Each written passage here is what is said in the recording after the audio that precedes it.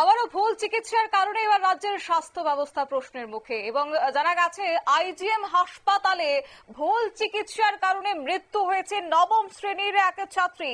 নাম পাপিয়া সরকার নামের সেই ছাত্রীর মৃত্যুকে ঘিরে হাসপাতাল চত্বরে উত্তেজনা ছড়িয়েছে। ঘটনাস্থলে পরবর্তীতে ছুটে যায় আগরতলা পশ্চিম থানার পুলিশ।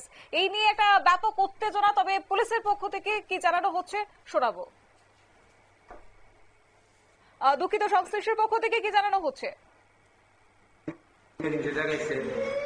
দেখানোর পরে তারা ভর্তি করছে, ভর্তি করেছিল। তারা চিকিৎসা চালু করছে না, তারা চিকিৎসা চালু না করার পরে তারা সিটি স্ক্যান দেখছে, ব্লাড টেস্ট দেখছে, আমরা চিকিৎসা তারপরে রয়েছে ইংলিশ ইংলিশ করছে। ইংলিশ করার লগ্ন বই অনলি ফর এক্সপিরিয়েন্স ইংলিশ করার পর প্রথম কিছু ভালো, গরমের দিকে মানে সবচেয়ে খারাপ করে দিয়েছে আর কি। গরম যেই গরম পয়সায় সরকারের পর কী করে এক্সপিরিয়েন্স। এরপরে আমরা আইলাম সবাই দুটো খবর পেয়ে সবাই দুইটা আইলাম। আবার পরে ডাক্তার কাটা একবারে হেভি মধুরা কেউ বুঝতে আর পাই না, কেউই বুঝতে পাই না ডাক্তার কাটা। এরপরে সিনিয়র ডাক্তার বেশি তাদের কিছু ইঞ্জেকশন করছে, এই করছে তবে বলছে আপনাদের যে ইঞ্জেকশনটি পুশিং করছে এই ইঞ্জেকশনটি কি পুশিং করছে এটি আমার দেখা নেই। তাহলে এই ইঞ্জেকশন আমাদের অনবধি আমাদের দেখাতে রাজি না। তাহলে আপনি যেই প্র্যাকটিস করছেন ভ্যাকসিন করছেন বলছি ইয়া করছেন দেখা ইডিও আমার দিতে রাজি না, ইডিও আমার তারা দিতে রাজি না। তাহলে আমি ইডিও দিতে রাজি না। আমার কাছে তারা গ্যাসের করছে একটা আর বমির করছে একটা।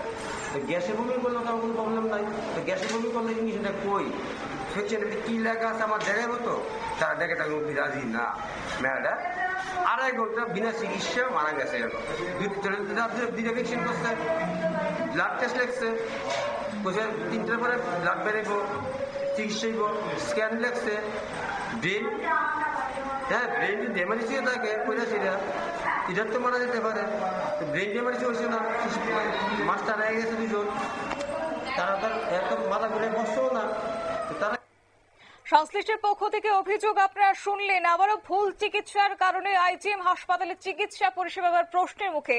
কার গাফিলতি, কোথায় বা ছিল খামতি, এবং একজন মায়ের কোল খালি হয়ে যাওয়া কে বা উত্তর দেবে তা নিয়ে কিন্তু বিভিন্ন প্রশ্ন এখন মাথা চাড়া দিচ্ছে। যেখানে রাজ্যের মুখ্যমন্ত্রী, রাজ্যের সরকার চাইছে স্বাস্থ্য ব্যবস্থাকে উন্নত করতে, সেই জায়গায় বাস্তব চিত্র যদি এই অবস্থা হয় তাহলে আগামী দিনে রাজ্যের মানুষই বা কোথায় ভরসা রাখবেন? আগামী দিনে স্বাস্থ্য দপ্তর যেন সেক্ষেত্রে নজরদারি রাখেন, সেই আবেদনটা এবার রাখলেন রাজ্যের সাধারণ মানুষ। নিয়ে নিচ্ছি ছোট্ট একটি বিজ্ঞাপন বিরতি, সঙ্গে থাকুন।